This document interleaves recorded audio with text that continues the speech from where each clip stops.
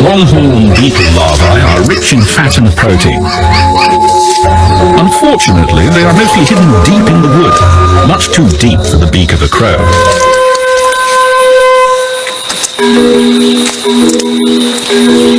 Looks like all it needs is a bit of poking around, but that would only push the larva deeper into the trunk.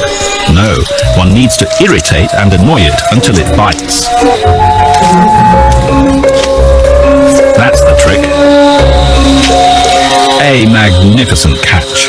The crow knows exactly how to do it and what to use.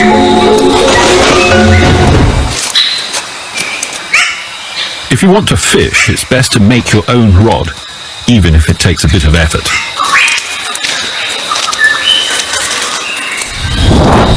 And everyone should have learned how to use it. Annoy the maggot until it bites.